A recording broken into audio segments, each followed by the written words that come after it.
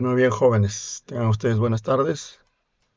Esta es de alguna manera, una clase extraordinaria. He querido hacerlo para que les quede claro cómo es este problema. Se trata de una caja de engranajes, este, que va acompañado a un motor. Aquí puede haber un motor en la parte izquierda. Puede estar un motor de DC como el motor que hemos realizado en clase. Y yo le puedo comprar una caja reductora. Una caja reductora tiene por objetivo reducir velocidad. Sin embargo, esta reducción de velocidad trae como consecuencia la elevación del torque en el otro lado del eje. Es decir, si yo tengo aquí, por ejemplo, acá está el eje del motor acoplado a la caja reductora, entonces aquí puedo tener una velocidad o voy a tener una velocidad y en el otro lado del eje voy a tener una velocidad disminuida dependiendo de la relación de engranajes. Ahorita les explico. O aumentada, otra vez dependiendo de la relación de engranajes. Y viceversa, hay un torque aquí que se produce en este eje y yo voy a tener aquí un torque diferente que puede aumentar o disminuir de acuerdo a la relación de engranajes. Si la relación de engranajes es de menos a más, es decir, tengo un engranaje de diámetro o de número de dientes pequeño y aquí una relación de diámetros mucho mayor, entonces, en ese caso particular, si aquí tengo una velocidad W1 angular, aquí tendría una velocidad W2 disminuida. ¿Ok? Si es que el radio de este engranaje es menor al radio de este engranaje. Y en el caso del torque, ahí aumenta. Si es que aquí tengo un torque T sub 1, aquí tendría un torque T sub 2 superior al torque que está en este lado. Eso siempre y cuando el radio R1 sea menor al radio R2. Pero sucede lo contrario, si el radio R1 es mayor y el radio R2 es menor, entonces la velocidad aquí se amplifica, pero el torque se disminuye. ¿Ok? Entonces, tomando en cuenta estas consideraciones sobre las relaciones, ahora lo vamos a ver en forma de ecuación. Hay que también entender que la caja de engranajes es un elemento mecánico, por lo tanto, si es un elemento mecánico, tiene una inercia y tiene fricción también. Entonces, J1 y B1 representan la inercia y la fricción del engranaje, vamos a llamarlo 1, y J2 y B sub 2 representan la inercia y la fricción del engranaje número 2, independientemente de si los radios R1 y R1 es menor o mayor que R2. Siempre va a haber acá, como es mecánico, finalmente es mecánico este tema, siempre va a haber aquí una fricción y una inercia. Entonces, J1, J2 y B1, B2 no representan las inercias y las fricciones de un motor, sino de la misma caja reductora. Permítanme mostrarles un poquito cómo sería esto en un gráfico. A ver, motor con caja reductora. Vamos a ponerlo aquí en internet. Yo creo que aquí con unas imágenes yo creo que se puede entender un poco mejor. Y aquí hay algunas, lo que voy a tener que cambiar. A ver, permítanme un minuto, voy a dejar de presentar para presentar mejor toda mi pantalla. Y sería esta. Ahora sí, sí se ve, ¿verdad? Perfecto. Miren, por ejemplo, aquí se ve un motor con caja reductora. Esto es un motor con caja reductora. Esta parte que está aquí es el motor y esta parte que está aquí es la caja reductora. ¿Ok? Son independientes, ¿no? Es decir, no, digamos, uno es un componente y el otro es otro componente. La función de transferencia del motor nosotros ya lo hemos evaluado y estudiado y hoy día vamos a evaluar la función de transferencia de esta caja reductora. Para que se tenga una imagen un poquito más clara, vamos a abrir un motor con una caja reductora, digamos, abierta. Más o menos es así. Ay, caracho. Yo voy a tratar de guardar la imagen para abrirlo. A ver, en descargas. Vamos a abrirlo por acá.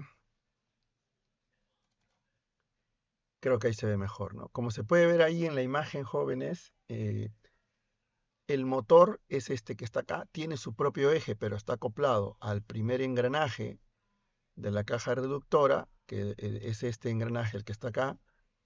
Y al girar el motor hace girar a este engranaje Y este engranaje después, a través de este otro pequeño engranaje, hace girar a este engranaje que está acoplado finalmente a este eje.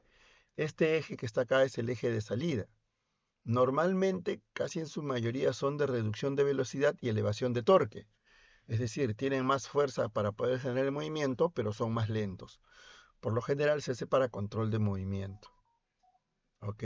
Entonces, esto que está aquí otra vez representa solamente esta parte que está acá, la caja reductora. Y el motor que está atrás, acoplado a esta caja reductora, ya nosotros lo hemos estudiado en otras semanas, ¿no? Dicho esto, entonces, tenemos que entender, y hay que entender que vamos a encontrar en una caja reductora, nosotros podemos encontrar radios. Este es un radio de un eje, aquí hay otro eje, tiene un radio, pero también hay un número de dientes. ¿Ya? Yo puedo contar el número de dientes de acá, sería N1, y el número de dientes de acá sería N2.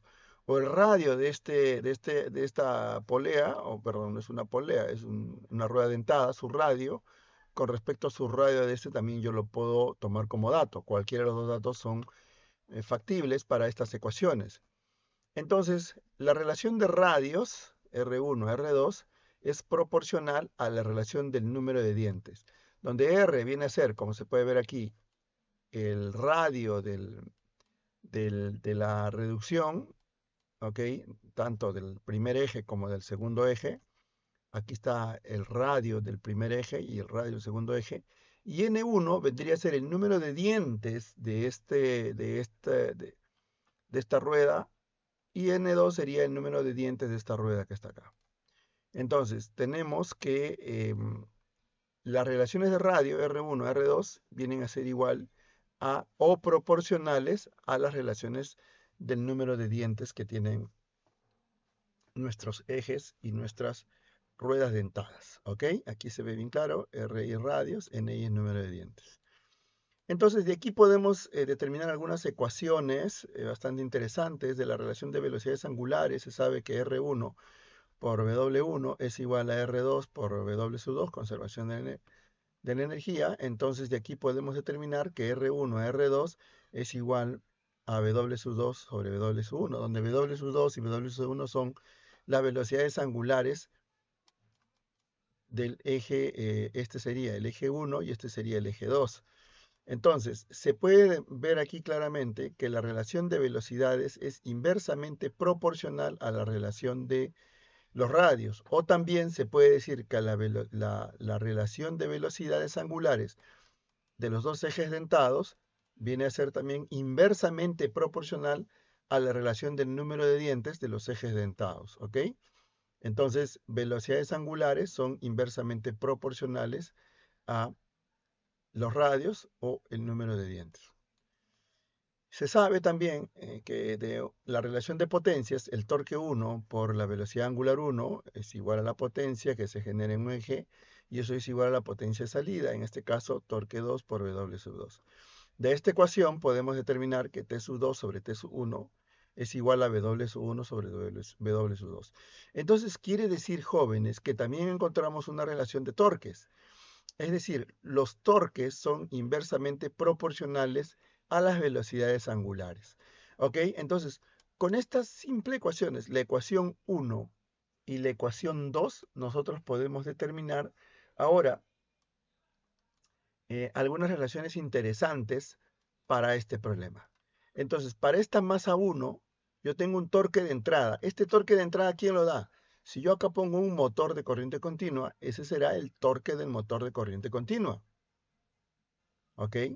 Y entonces, si yo tengo aquí un torque del motor de corriente continua, ese torque de entrada tiene que vencer las masas inerciales y las fricciones de la parte mecánica de esta rueda dentada, pero a su vez, hay un torque que lo voy a establecer como un torque de carga para este primer eje, que vendría a ser el torque que tiene que vencer para mover el otro eje, la otra masa mecánica que está acá. Yo tengo que tener un torque que venza la masa inercial, la fricción, más un torque que se produce debido a el acoplamiento mecánico que hay acá. Yo tengo que tener como hay un acoplamiento acá abajo, yo tengo que tener un torque que lo haga girar a esta masa que está acá. Entonces, esa ecuación se determina para la masa 1, el torque T de entrada, ojo, es este torque de acá, es igual a J1. Estas son las ecuaciones ya que hemos evaluado con anticipación, a la inercia 1, que es la masa inercial de la primera masa del eje dentado, por la velocidad angular derivada, más el coeficiente de fricción de la masa 1, simplemente por la velocidad angular, o sea, la aceleración angular y la velocidad angular. Pero esto no es suficiente porque aquí aparece un torque T1, que es el torque necesario para mover a la masa m2.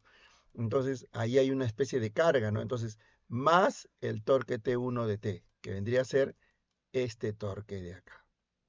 ¿Ok? Esa es la ecuación. Aquí solo se da ecuación mecánica porque no tenemos parte eléctrica, ¿no es cierto? Entonces, para la masa 2, o sea, esta masa, es evidente que aquí no hay carga, no hay torque, no hay un torque acá.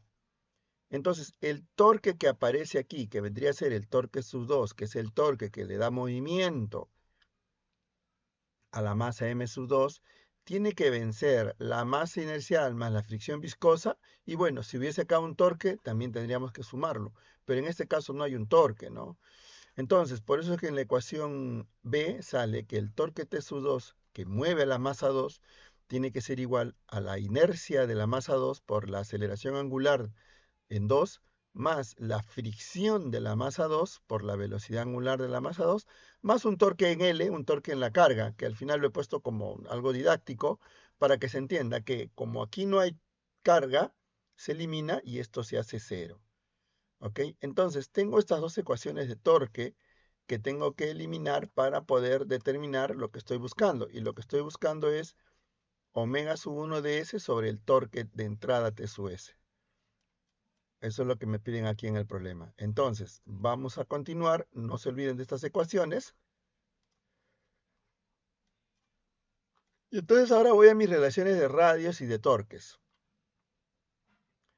Ya por las ecuaciones anteriores, yo puedo determinar que la relación de torques son inversamente proporcionales a las relaciones de velocidades. Y es lo que habíamos dicho en teoría, ¿no? Una velocidad mayor siempre produce un torque menor. Y una velocidad menor siempre produce un torque mayor. Entonces, si usted reduce velocidad, crece en torque, pero si usted aumenta velocidad, baja en torque. Y esto lo dice esta ecuación, T sub 2 a T sub 1 es igual a omega 1, omega 2, son inversamente proporcionales, y mientras que uno crece, el otro disminuye. Y si el otro crece, el otro disminuye, el otro crece.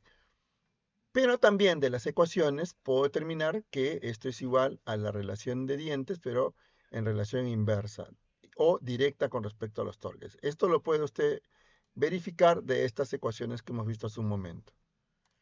Muy bien, entonces, de las relaciones 1 y 2 tenemos que el torque 2 es entre el torque 1 es igual a la relación de dientes, esto es número de dientes, n es número de dientes, n2 sobre n1. ¿Ok? Entonces, acá hay una relación directa, por ejemplo, ¿no? Y esto otra vez usted lo puede verificar en las ecuaciones anteriores. Entonces, despejo el torque T1 y voy a tener que el torque T1 es igual a N1, N2, número de dientes en el engranaje 1 sobre el número de dientes en el engranaje 2 por el torque T sub 2, relación 3. Pero también de las velocidades angulares que son inversamente proporcionales al número de dientes, yo puedo determinar que omega sub 2, la velocidad angular en el eje 2, es igual a N1, N2, relación de dientes del eje 1 con respecto al eje 2, por la velocidad angular en la masa 1. ¿Ok? Esto también se puede determinar fácilmente de las ecuaciones que hemos determinado anteriormente. Ecuación 4. Pero aquí hago una pequeña, digamos, una aclaración para que se entienda de dónde sale esta parte. Si yo derivo a la velocidad angular, perdón, claro, a la velocidad angular tengo la aceleración angular. Entonces digo, derivo esta ecuación, la ecuación 4, y tengo aquí que derivando esta ecuación me queda que la aceleración angular en 2 es igual a n1 sobre n2 por omega 1. ¿No? Y esto es una relación inversa. Y se entiende porque habíamos dicho que cuando la velocidad angular de un lado pasa por una relación de menos a más, es decir, claro, de menos a más, la velocidad va a disminuir. va a disminuir, ¿no? O sea, son inversos, ¿no? Si esta relación es N1 es menos que N2, entonces aquí tengo una relación inversa. Aquí tengo más velocidad, aquí tengo menos velocidad. Pero en el caso del torque sí se incrementa, ¿no? Muy bien, entonces, con estas ecuaciones, con la ecuación 3 y ecuación 4, voy a fijarme en la ecuación 1. La ecuación 1 dice que es el torque de entrada es igual a la inercia de la masa 1 por la velocidad angular de 1, de la masa 1, más la fricción de la masa 1 por la velocidad angular de la masa 1, más el torque T1. Pero el torque T1 de la ecuación que ustedes ven acá, cualquier torque yo lo puedo llevar en función al torque T2 con esta relación. Es igual a N1 entre N2 por T sub 2. Entonces pongo esto aquí. En vez de T1 pongo que el torque 1 es igual a N1 N2 por el torque sub 2. Y esto lo reemplazo aquí. N1 N2 por el torque T sub 2. ¿Ok?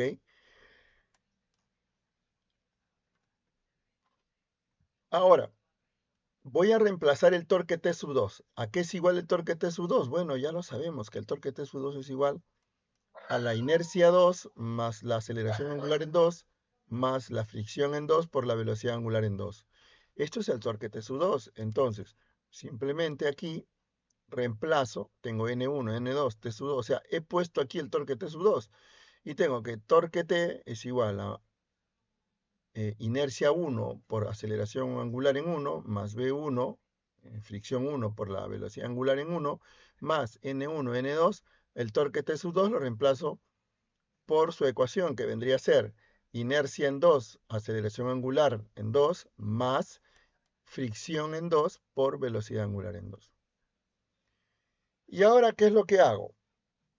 Como me están pidiendo que represente a omega 1 y t, aquí ya tengo el torque de entrada, aquí tengo omega 1, J1, B sub 1. Entonces voy a, perdón, un favor, un favor, dame media horita y me llamas, porque estoy en clase ahorita en control. ¿Sí? Por favor, mil disculpas, media horita, no te preocupes. Jóvenes, disculpen, es un alumno de redes, pero ya lo atendí. Entonces, miren aquí, ya estamos acabando. Lo que voy a hacer ahora de esta ecuación es voy a llevar todo en función de omega sub 1. Entonces, este omega sub 2 que está acá no me sirve, tengo que llevarlo en función a omega sub 1. Pero yo ya tengo que omega sub 2 es igual a N1, N2 por omega sub 1. Otra vez aplico la ecuación 4 y reemplazo aquí omega sub 2 punto, y aquí está omega sub 2 punto es igual a N1, N2 sobre omega 1 punto.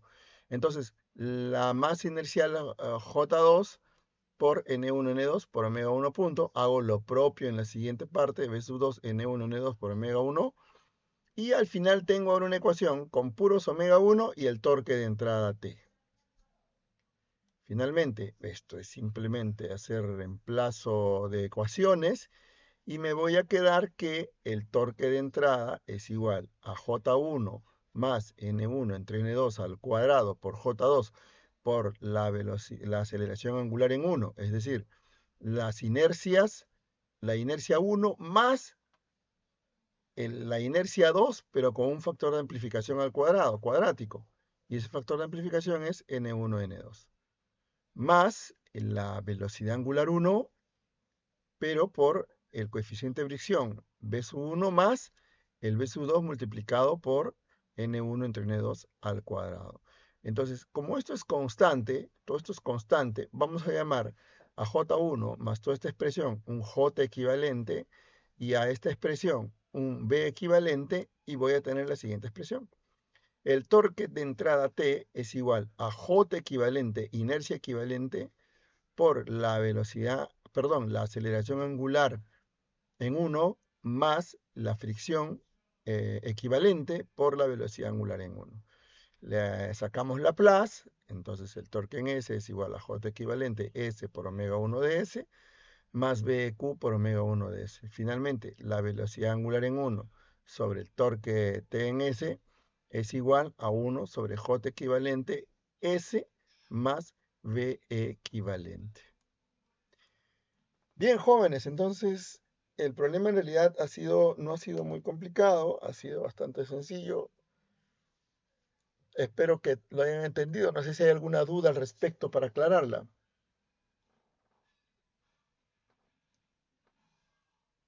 Voy a parar entonces el video para que no se cargue con mucha memoria y para poder pasárselos a ustedes.